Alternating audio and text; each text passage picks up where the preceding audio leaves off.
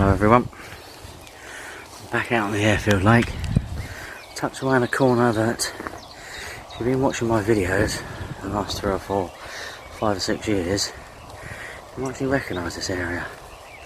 Now, I've not fished it for a long time, mostly because it have a lot of pressure and it's now all eased off on here. So my conclusion was, now is the time to give it a go. I get a lovely, nice area to myself. You look way, way in the distance. There's the tower. Got a gap through there to the other part of the lake. A little chopped down island there. Now from that chopped down island to the far side and then across is basically, more or less can't get a bait in it, so I only went flying then. So I've camped myself down here. I've got margin options, open water, a nice little drop off right in front of me here. Pan round here and I've got margins down there. I've got quite a few options. I'm hoping I don't get a day angler right down the end later on tomorrow, but you never know. There's a favourite swim for them at the moment. But the options here I've got are quite vast really. At the moment I'm just sticking to these margins actually. It's the way the wind's pushing in here and it's supposed to do the same most of tomorrow. I feel it's got to be the place to put a bait.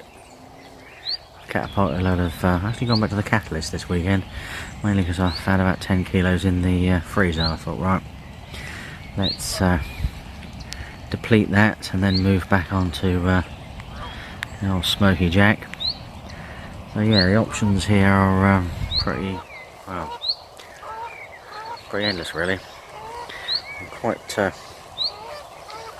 step over my rod here and I'll show you how. That just kicked my rod, there you go. My bivvy's actually just literally right there. I'm right next to my rods. You might be wondering why I've got a rod one side and a rod the other side. Well, landing fish in this swim is going to be a bit tight. Excuse me, I'm just going to settle down in a little cabin. It's going to be a little tight. So, well, one on one side, one on the other side. I've got me Evolution NSR nets on either side, because I must admit, chances of double takes in this place is, well, numerous. That's why I love that system actually, I must admit. It's one of the reasons why I bought it here. The fact that 9 times out of 10 you end up with a fish in a retainer and off goes the other rod. It's handy for getting the baits back out again as quick as possible. So, here we are. Hopefully, we can get some action this weekend. Something of decent size. But it's nice to be out. Fish were spawning, well, last week. Well, I fished, when did I fish? Last Friday night. And they started spawning by Sunday morning after the temperatures changed a bit. I'm just hoping they've got the head back down for a little bit of a munch. And then if the temperatures move up again, they'll probably nip out and do another little bit of spawning now and stop. But yeah, let's see how we get on and I'll update you in the morning.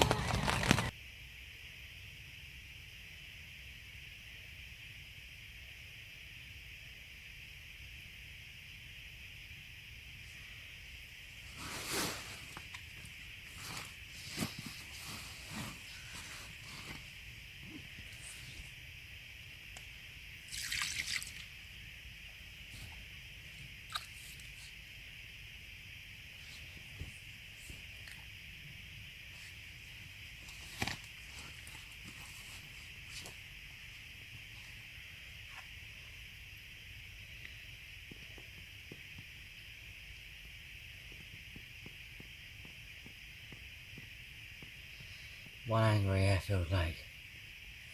Carp. Beautiful little things, aren't they? Little fighting machines.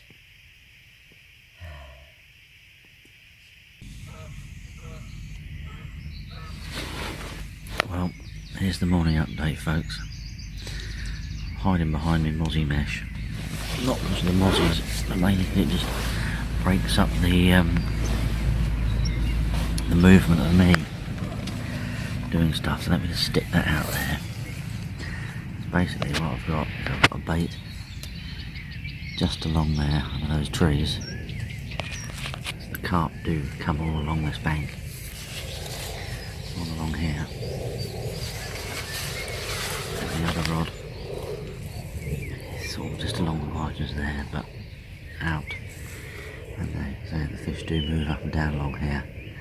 It's quite deep margins, so I've got to be very quiet. And I don't want to disturb the fish by any movements at all. But it's looking a very pleasant morning, as you'll see from one of my updates. I've had a carp in the night, about 1:30 this morning it was. Nothing else, but it doesn't really worry me too much. It's looking all very pleasant and peaceful. No other disturbance from any other anglers. So many options here, it's absolutely crazy. There's a few fish topping and things over on the tree line last night.